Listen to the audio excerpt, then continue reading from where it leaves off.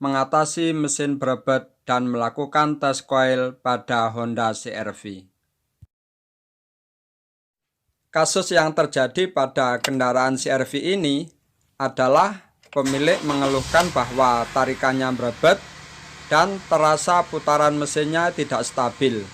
Walaupun kalau dilihat pada dashboard, mil atau check engine tidak menyala. Tetapi bila kita mendengarkan dari suara knalpot, terasa putarannya sangat tidak stabil. Jika terjadi kasus yang semacam itu, maka kita langsung menganalisa bahwa ada salah satu silinder yang tidak berfungsi. Penyebabnya bisa dari sistem pengapian, yaitu dari sinyal positif koil yang dari ECU tidak ada, atau koil atau busi yang mengalami kerusakan. Penyebab yang kedua juga bisa dari sistem bahan bakar. Misalnya sinyal negatif dari ECU yang ke injektor tidak ada, atau injektor buntu, atau kumparan pada injektor mengalami kerusakan. Penyebab yang ketiga juga bisa dari kompresi yang bocor, penyebabnya katup atau packing cylinder head yang mengalami kebocoran, dan lain-lain. Pada ruang mesin tampak 3 koil sudah pernah diganti dan 1 koil silinder nomor 1 yang masih warnanya berbeda. Karena itu ini silinder 1 kita cabut. Ternyata putaran mesin tidak berubah. Sekarang kita lihat di silinder nomor 2, ternyata putaran mesin langsung berubah. Jadi kesimpulannya silinder yang nomor 1 tidak berfungsi dan akan kita mulai dengan menguji koilnya. Terlebih dahulu pastikan tegangan baterai minimal 12 volt. Sesuai petunjuk dari buku manual, paling kiri adalah sinyal, yang tengah adalah ground, dan yang paling kanan adalah power 12 volt.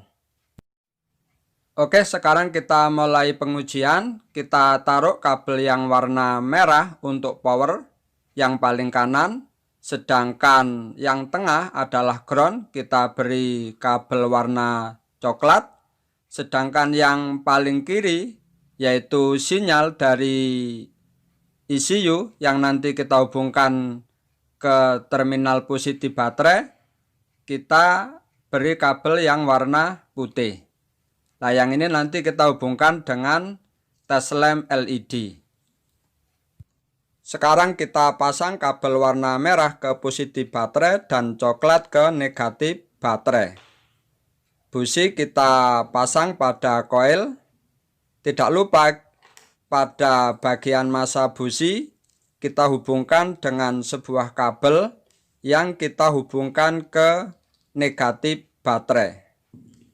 Selanjutnya kabel yang warna putih yang merupakan sinyal kita hubungkan dengan test lamp yang berisi LED dan salah satu ujungnya kita hubungkan ke positif baterai. Mari kita picu dan kita amati apakah bisa terjadi tegangan listrik. Oke, ternyata busi masih mengeluarkan bunga api. Sekarang celah pada busi kita ganti dengan sebuah skrup yang sudah kita atur celahnya 6 mm. Kita hubungkan salah satu ujungnya ke koil dan satu ujung skrup yang lain ke massa. Mari kita amati, kita picu pada sinyal. Ternyata koil tidak mampu mengeluarkan bunga api pada jarak 6 mm. Sekarang kita lakukan tes pada koil yang lain. Untuk posisi terminalnya sama, paling kanan power, tengah ground, dan yang paling kiri adalah sinyal.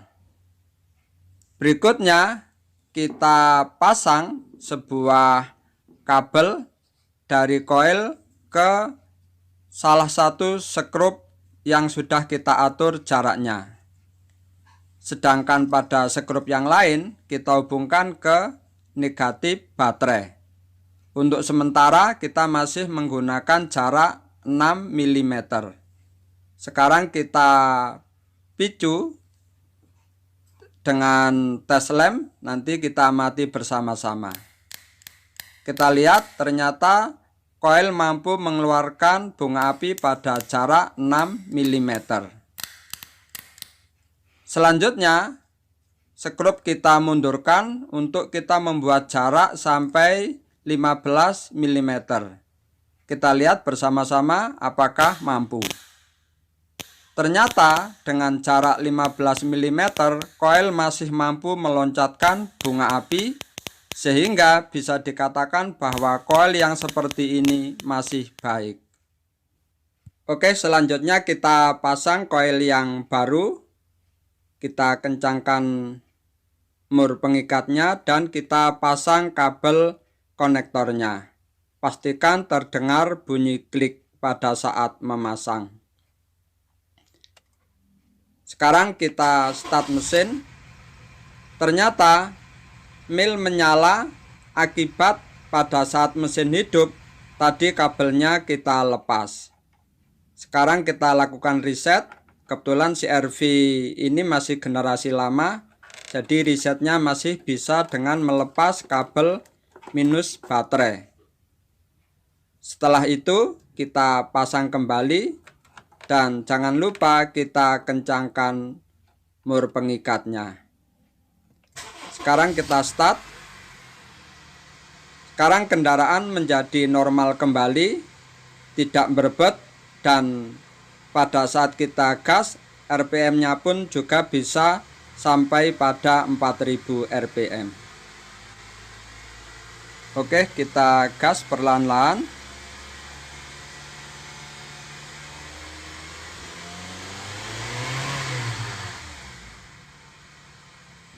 Sekarang kita lihat pada ruang engine. Di sana kita amati mesin sangat halus dan suara knalpot pun sudah normal kembali. Oke kawan-kawan, itu informasi yang bisa saya berikan. Ada kekurangannya mohon maaf. Semoga Anda sekeluarga selalu sehat dan dalam lindungan Tuhan Yang Maha Esa. Wassalamualaikum warahmatullahi wabarakatuh.